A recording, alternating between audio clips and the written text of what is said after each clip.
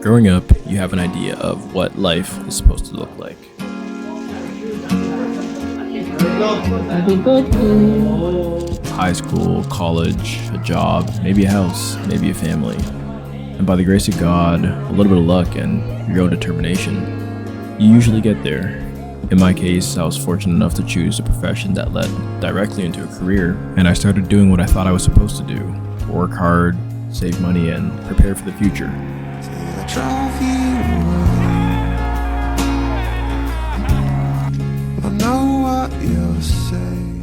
Then somewhere along the way, I booked a solo trip to Mexico. And for the first time in a long time, I felt completely alive. I just remember thinking, why am I waiting for a vacation to feel this happy? Why am I postponing my happiness instead of chasing it on a daily basis? This is beautiful. Like, breathtakingly beautiful. That question would follow me home, and over the next decade would become my northern star. And somewhere between becoming a dad and moving to a new country and just figuring out life itself, I learned a few things.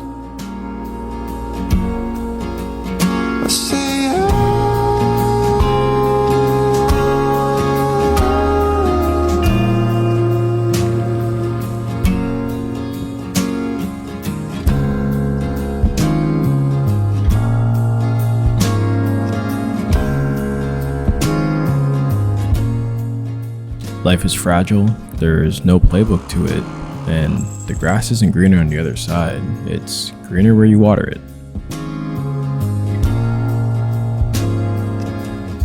Hi there, my name is Daniel. I am no longer a 29-year-old from Toronto. I am indeed a 30-year-old from Toronto, living here in Dallas, Texas, as some of you might have seen. During my 20s, I feel I've had a ton of different experiences, and I'm super grateful for a lot of trial and error, a lot on the error side.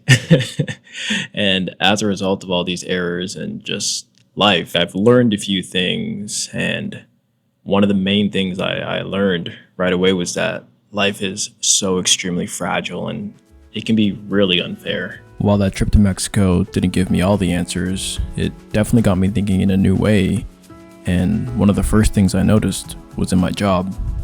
Every week I would see people losing their lives without being able to say goodbye to their loved ones, or people my age living a normal life, all of a sudden with a debilitating injury that changed their lives forever.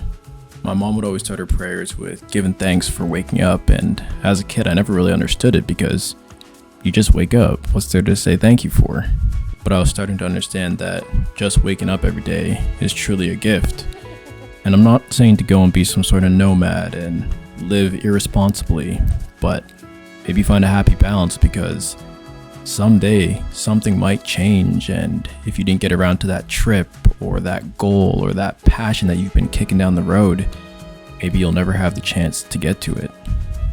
Once I realized that life was so fragile, my priorities shifted, and I started to prioritize things that maybe weren't the new apartment or the new car or the job promotion. And because of that, you start to compare yourself to other people who are getting those things, and you think, wow, am I doing the right thing? Am I on the right route? Am I hitting all the checkpoints? But there is no playbook to life, and whatever you decide to do, it's your life. However you want to live it is completely up to you. And I didn't get that at first. It took a lot of sitting and reflecting and even talking to my mom to convince me that you're doing okay.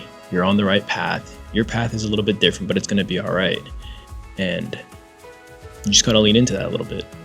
And honestly, I think that's what really leads into the last point, that the grass isn't greener on the other side. It's greener where you water it.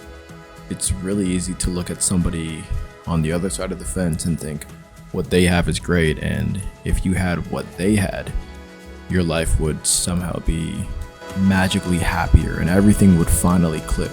You could set yourself up to live this life that you enjoy. And then as you're looking across the pond, you're thinking, wow, maybe they have it really good. Maybe I should be doing what they're doing. Unbeknownst to you, they're looking at you thinking, wow, you have it really good. Maybe I should be doing what you're doing. And the idea that if you had that one thing, your life would be better, it just doesn't happen that way. You just have to be secure in what you have and believe that what you have on your side is how you want to be living it. That's how I found the most peace within myself. Realizing that the grass is greener where you water it isn't going to change your outlook on life overnight, and you're certainly not going to be immune to thinking that the grass is greener on the other side. I still struggle with that on a weekly basis, but when you take a moment to sit down and give thanks and be grateful for what you have, you realize that, yeah, it could be taken away at any moment. This is actually a dream. This is actually a dream. All that being said, how do you choose to be happier on a day-to-day basis? I don't think it necessarily means you need to go and book 15 trips a year and travel the entire globe to find happiness. I think it's in an everyday action.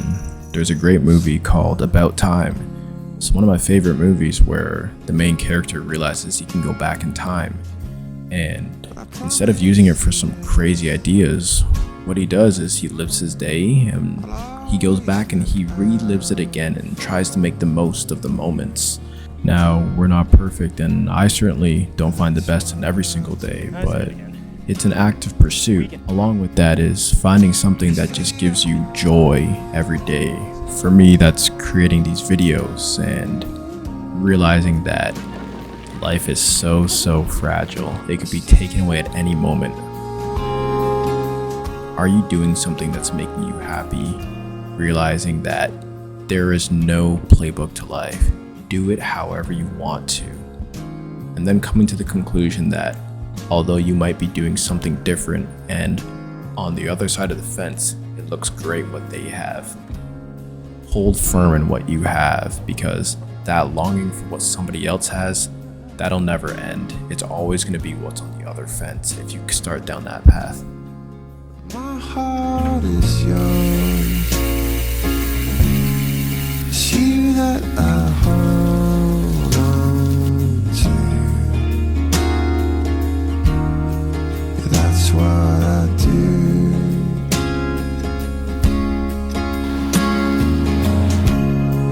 I know I was wrong,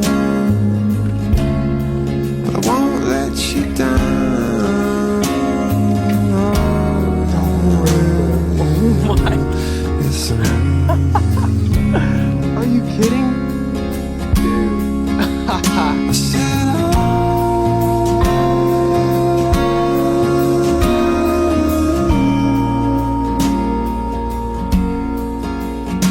cried.